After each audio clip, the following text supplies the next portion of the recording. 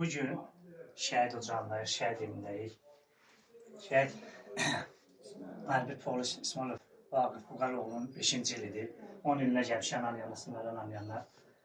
Bugün Vaqif'e Allah rəhmət etsin deyir, o şad olsun. Vaqif'in timsalında bütün analarla bir yerdəyik. Vaqif'in timsalında bütün şəhidlərimizə Allah rəhmət etsin deyir, Allah şad olsun. Bugün özümüzə bir boş bir qürur bilib ananın yanına gəlməyə. Ana Allah bana rəhmət etsin, şad olsun. Allah hər bir anıya, hər birinizə dəyməsin, sizə var eləsin. Sizin kimi analar tanımaq, sizin kimi analar huzuruna getmək, sizin kimi anaların ayağına getmək mənim üçün böyük bir qürurdur, fəxridir.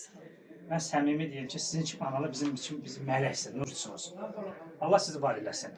Büyüyün, o ocaqda ağır işçili, Vaqif evinin tək oğludur, deyirlər. Allah sizə dəyməsin, sizə səbir versin. Allah sizləri hər zaman yaşatsın ki, siz yaşayın, balalarınız yaşasın. Allah sizin kimi anaları bizləri çox görməsin. Allah sizi var eləsin deyirəm. Bu gün bir qürurla, bir fərqlə sizin kimi insanlar, sizin kimi onların ayağına gəlmək mümkün böyük bir müqəddəs bir ziyarət oldu. Allah sizlərə səbir versin deyirəm. Sağ olun, var olun. Mən də hamınıza xoş gəldin deyirəm. Var olun.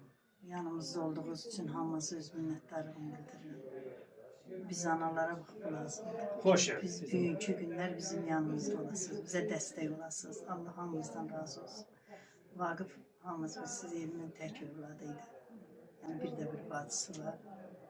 Amma Vaqif'e biz hər il 5 ildən bir ad günü eləmişik. 1 yaşın, 5 yaşın, 10'u, 15, 20'ye çatdırdıq. Amma 25'e Vaqif çatmadı.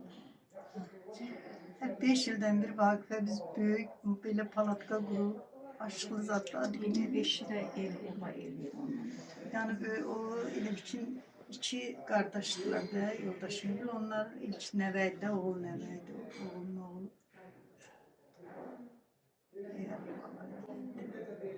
Bütün Azərbaycan ediyor.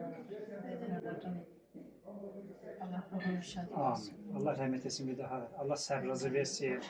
Allah hər birinizə dəyməsin. Allah sizi var etsin analar. Sağ olun.